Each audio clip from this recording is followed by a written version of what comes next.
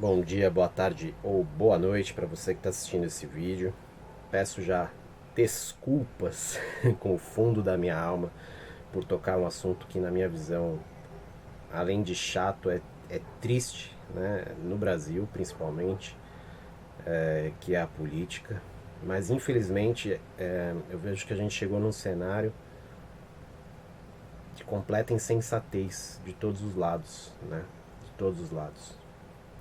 Cada um numa corrida frenética, num circo, num grande circo, para animar a plateia e conseguir mais alguns votos sem explicar o porquê a gente chegou nesse cenário que a gente está vivendo hoje, né? Vamos lá, né? Só para esclarecer antes de começar a expor algumas situações e ideias aqui, não sou partidário de ninguém, sempre anulei meus votos.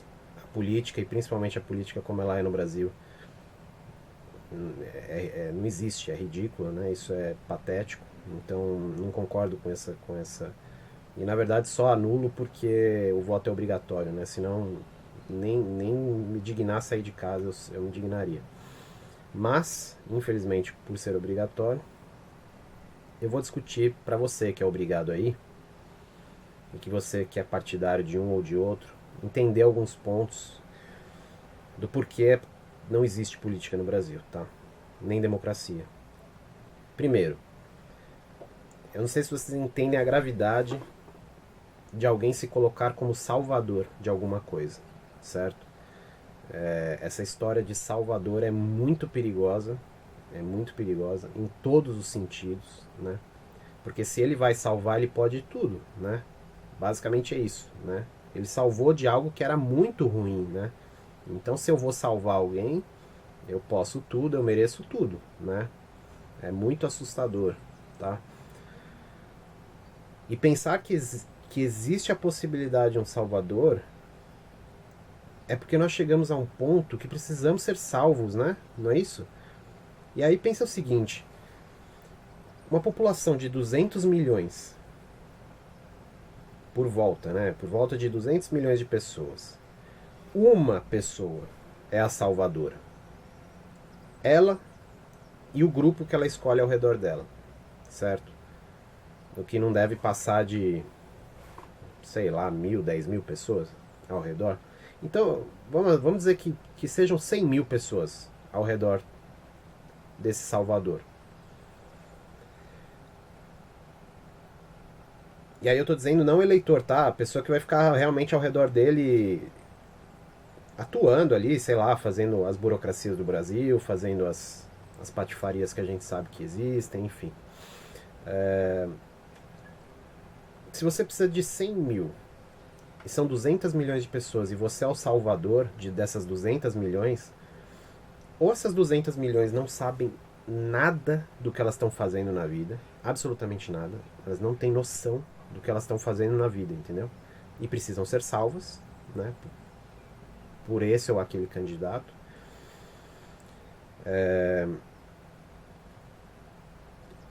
E aí, assim, em parte, talvez até seja verdade, né? A gente, eu fico muito triste, indignado. Por volta de 75% das pessoas estão votando nos dois maiores candidatos, se somar a porcentagem dos dois de intenção de voto. Então, realmente, talvez a gente precisa ser salvo de nós mesmos, né? As pessoas têm desconhecimento histórico, de política, de entendimento, ou mesmo de cegueira da atual realidade. Não se chega a, ao cenário que nós estamos vivendo. Eu moro em São Paulo, eu já não posso mais ir no centro de São Paulo, assim, com a tranquilidade que eu ia há 10 anos atrás. Estudei no centro, numa faculdade no centro de São Paulo. E com todos os percalços que tinham já naquele momento, né, 10 anos atrás, com pessoas em situação de rua, enfim, todas as situações que tinham ali, não eram, ainda não se tornou uma coisa meio Walking Dead, sabe?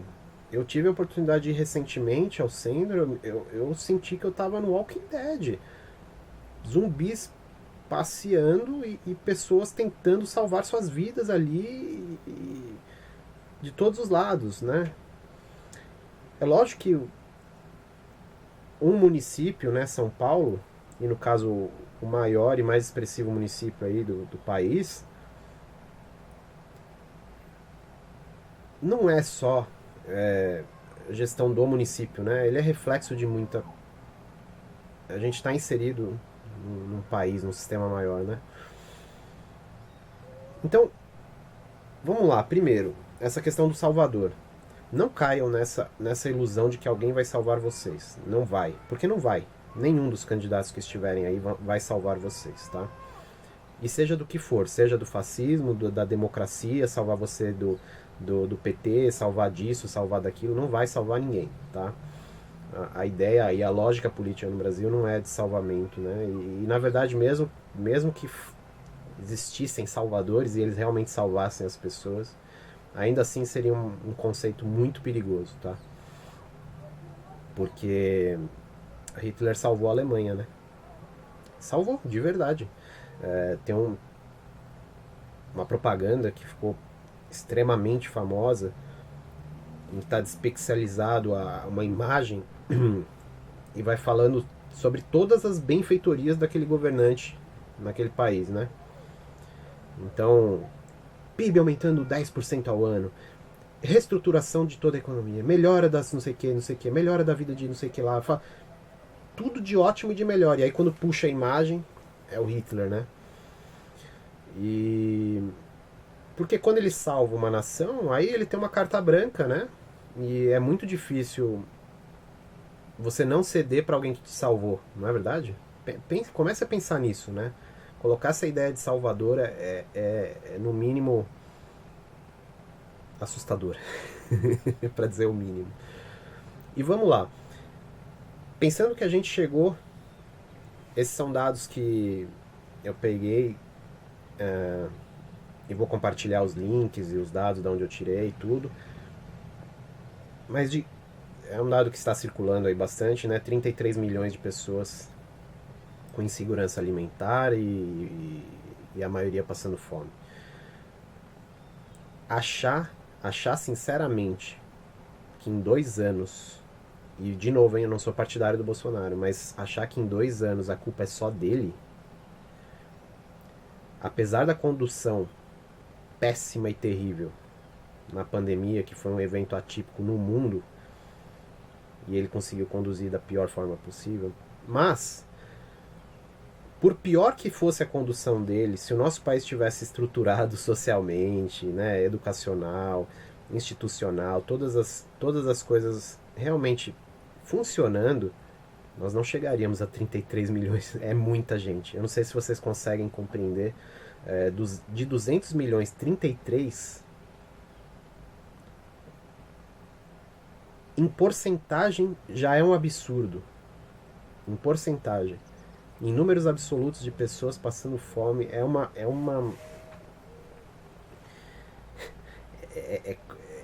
quase um crime, né, que esses governantes fazem. E aí não adianta falar sobre 2 anos de Bolsonaro, né? Política, quem estuda minimamente as instituições políticas, públicas, enfim, sabe que 2 anos você ainda não fez nada. Nada. Aliás, um mandato de 4 anos é assim. É uma piada, né? É uma piada, é uma piada. E as pessoas defendem isso como se, rotatividade da democracia e tal. Tá bom, o que você faz em 4 anos? Na verdade, em 4 anos você ajeita, mais ou menos, para tentar voltar para reeleger, né? Para ficar 8, né? Porque na verdade você não consegue fazer muita coisa, né? Enfim. Então, se 33 milhões de pessoas estão passando fome, mano, não estão comendo, como que a gente está falando de democracia no Brasil? Não existe. Isso não existe. Isso não existe. A pessoa não vai discutir. Numa democracia real, as pessoas vão discutir assuntos públicos, vão discutir assuntos de interesse da comunidade. organizar as suas comunidades, tornar a convivência o melhor possível. E a gente tornou um inferno a vida de 33 milhões de pessoas que não conseguem nem comer. O que ela vai discutir sobre se o dólar está maior ou menor, se a balança comercial exterior... Ela tá nem aí para isso. Até se a inflação aumentou. Você fala para ela, a inflação aumentou. Ela fala, dane-se, eu quero comer. não tem... Não tem não tem cabimento, não tem cabimento. E a gente falando de democracia, como é que a gente vai salvar uma democracia que não existe? Numa democracia existem pessoas, né, estudando, entendendo os assuntos, debatendo com dados, não com fígado, né? Não com fígado. E principalmente com o fígado cheio de álcool, né? Não adianta, não adianta. O que vai ser debatido fazendo posezinha, arminha, lulinha, arminha, sei que lá. Não é o TikTok, mano.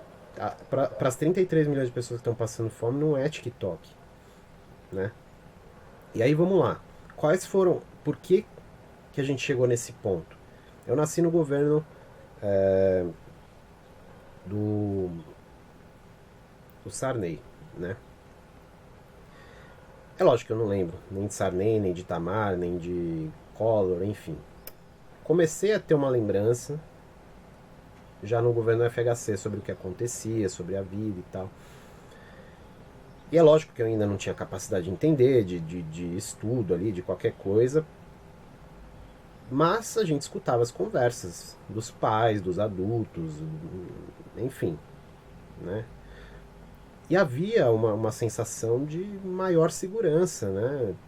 Para aquelas pessoas que tinham vivido o governo Sarney, elas falavam que um dia o pãozinho estava custando 1, no outro dia 2, no outro dia 3, no outro dia 4, sem parar, né? E o Plano Real tinha dado certo. Tinha dado certo. Até por isso o FHC conseguiu se reeleger. Não teve uma expressividade no crescimento do PIB? Não, mas organizou a casa, né? Organizou ali. Então, aí o Lula me aparece nas campanhas aí, nos debates, falando que ele pegou o Brasil quebrado. Eu queria ver ele pegar o Brasil do Sarney, mano. E vocês não se iludam, né, com ele falando sobre a corrupção na vacina do Bolsonaro e não sei o quê. Vocês têm alguma dúvida que não ia existir irregularidades relacionadas à vacina se fosse o Lula no governo da pandemia? É de uma ilusão, é de uma ingenuidade, é muito triste, sabe? É muito triste. E aí, é o menos pior. Senhores e senhoras, enfim, outras denominações. Vocês acham, sinceramente, de todo o coração,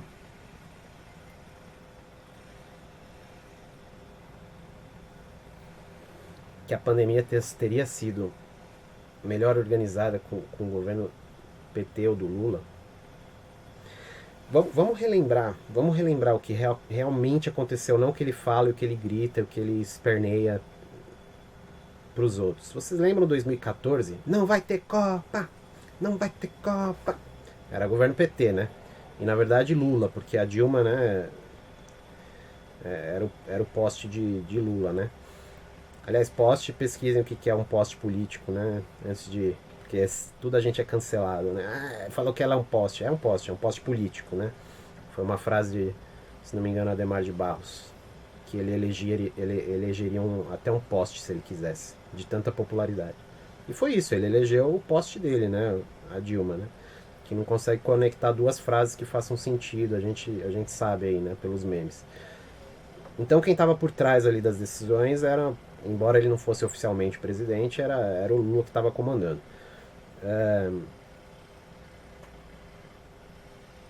E aí eu não sei se vocês lembram, né? 2014, não vai ter Copa! Não vai ter Copa! E quem estava na frente? Quem botou as empreiteiras para construir a rodo estádios, né? E todas essas essas coisas padrão FIFA, né? Porque a gente hoje tem também os nossos famigerados e esfomeados padrão FIFA, né? Então, não sei se vocês lembram muito disso, né? A gente gritou, né? Eu não vou sair de casa para ficar gritando, levantando bandeira por nada, mas é, gritaram por 20 centavos. A passagem estava a 3 de transporte, metrô e ônibus, pelo menos em São Paulo. Foi para 3,20. Foi o maior estardalhaço. Eu não sei se vocês lembram disso. E por que foi o maior estardalhaço, né? É porque o governo Dilma tava legal, tava bom? Eu fui pegar os dados de PIB, depois eu passo do IBGE, não é coisa oficial, não tem por que tá mentindo, né? A partir de 2014 ainda chegou a aumentar o PIB, mas a partir de 2014, ladeira abaixo. E foi por isso que colocaram o Bolsonaro. Primeiro arrancaram a Dilma, né? Não foi por pedalada fiscal. Foi pela desgraça que tava a economia, né? O dinheiro precisava girar, né? E o Lula tinha conseguido enriquecer os grandes bancos, né? Tinha conseguido, né, gerar muita grana para quem pode, e deu algumas migalhas assim, né, com bolsa isso, bolsa aquilo. ProUni, por exemplo, né? ProUni, FIES. Eu não sei se vocês já pararam para pensar o que foram essas políticas. E aí ele cita Paulo Freire como... Eu duvido que ele leu... Eu não vou dizer nenhum livro, eu duvido que ele leu 2, 3 frases juntas, assim, do Paulo Freire. Alguma coisa esparsa para ele citar, ele leu, né? Teve que ler. Senão... Ou alguém disse para ele, né? Capaz de que nem leu, né? Falou, ó, presidente, cita Paulo Freire que vai pegar bem com a esquerda brasileira. Com os pseudo-intelectuais, né? Que conseguem ser coniventes com tudo isso. E aí, será que vocês lembram que entendem o que foi, por exemplo, o ProUni, o FIES? Você pega uma pessoa que saiu de uma escola pública brasileira, que a gente sabe qual é a qualidade da escola pública brasileira, com raras exceções, né? Porque tem exceções, mas com a larga maioria a gente sabe a qualidade. E aí o que acontece com essa larga maioria? Sai sem, assim, são considerados hoje analfabetos funcionais. Vocês sabem o que é analfabeto funcional? É alguém que sabe ler as palavras. Ele sabe ler. Ele sabe a letrinha que está ali, falar o som do que está ali. Mas ele não consegue concatenar ideias. São palavras esparsas, entendeu? Ele não tem capacidade de raciocínio. No sentido de texto, né, textual. É lógico que raciocina, né, enfim, coisas da vida e tal, não é esse o ponto. Mas textualmente, ler e depreender o que está ali naquele texto. Não consegue. E aí você joga essa pessoa numa universidade. Quem está financiando? Ou pagando integralmente, como é o caso do ProUni? O governo, né, federal. Então, a pessoa chega numa universidade praticamente não sabendo ler e escrever. O que você fez, na verdade? Enganou o povo inteiro falando, olha como é lindo a nossa questão social, nós nos preocupamos. Quando na verdade fez transferência de dinheiro do cofre público para uma conta corrente. De uma Unip, Uniban, de uma Uninove, enfim, qualquer universidade privada aí que aceite e tenha os pré-requisitos do ProUni. Vocês entendem? Conseguem entender a gravidade ou a loucura de tudo isso? E passa como se fosse uma questão super social e muito boa. É lógico que assim, alguma coisa a pessoa vai aprender, tudo bem, né? Mas não é do jeito como é dito, né? Isso não tem emancipação nenhuma. Na verdade, a pessoa vai ganhar um diploma para pendurar, virar hoje em dia Uber, recepcionista, atendente de supermercado. E eu não estou desmerecendo essas profissões, não é isso. Mas se você fez um curso universitário, era teoricamente para ele te preparar para uma posição, para uma profissão, né, uma capacidade maior. E na verdade a gente está cheio de engenheiro. Qual é a piadinha aí dos humoristas, né? Quando fala assim, você é o quê? Engenheiro. É Uber, né? É isso. Por quê? Porque o engenheiro era para estar dentro da indústria. O que aconteceu com a indústria de 2002 a 2016? Também dados do IBGE. Vou trazer para vocês aí no link da descrição. Não é algo fabricado, tá? É oficial do IBGE. Ele destruiu a indústria nacional. Porque quando você... E as pessoas não entendem, elas não conseguem, elas não têm... Eu não sei o que acontece, que você explica e ela fala, mas é contra o Bolsonaro, é contra o Bolsonaro, é contra isso, é contra... Cara, você ser contra alguém, você está alimentando aquela pessoa. Eu não sei se as pessoas entendem isso, né? Nietzsche tinha uma frase muito boa que ele falava assim: cuidado com os inimigos que você escolhe, porque mais e mais você vai começar a se parecer com eles. E Lula e Bolsonaro são muito, mas muito parecidos. Muito. É lógico que a primeiro momento parece que não, né? Você vai falar, não, um é do Partido dos Trabalhadores. Aí eu queria saber que trabalhador é que tem um patrimônio de 26 milhões de reais e tem um salário de 27 de um partido, né? Eu queria saber que trabalhador tem um salário de 27 mil reais por mês que dá para sobreviver, né?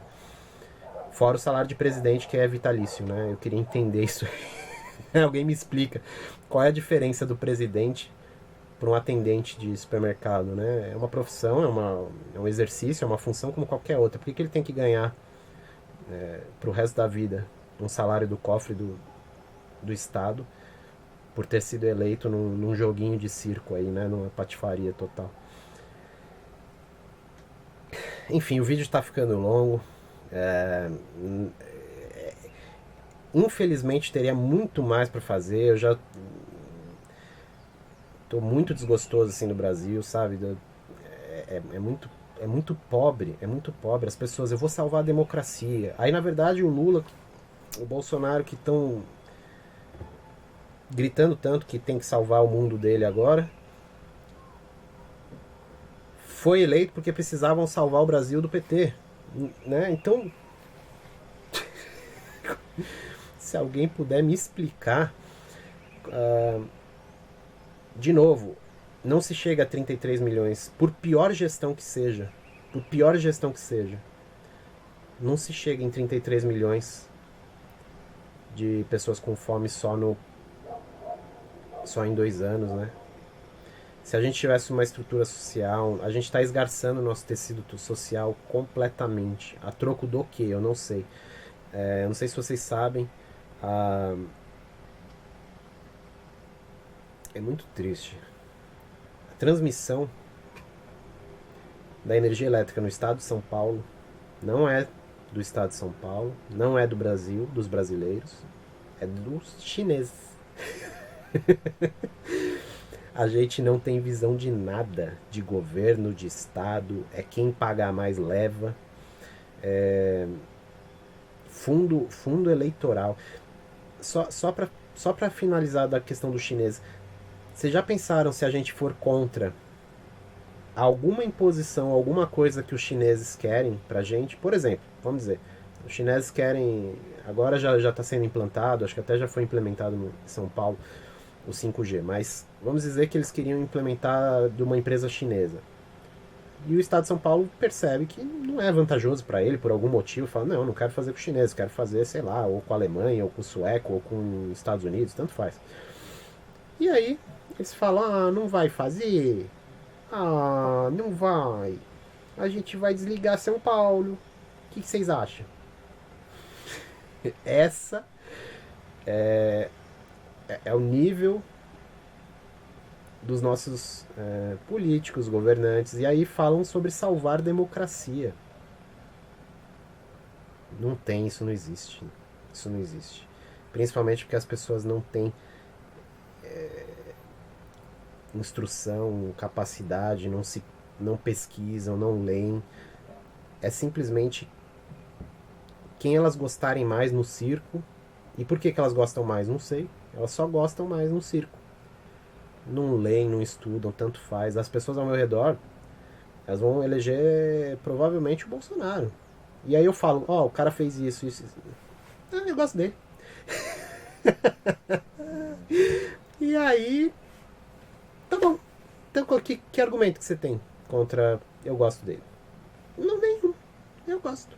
Eu gosto. É como se fosse eleger alguém pra sair no BBB ou... Ah, não gosto. Ele é falso. A gente não tá falando de questão de ser falso ou não ser falso. É questão de Estado, é de política, de organização de uma sociedade. Eleição não é você ir lá fazer plim-plim num domingo e sair correndo pro seu churrasquinho, pro seu álcool, né? Na verdade, tanto faz se for Lula ou Bolsonaro, a gente já perdeu.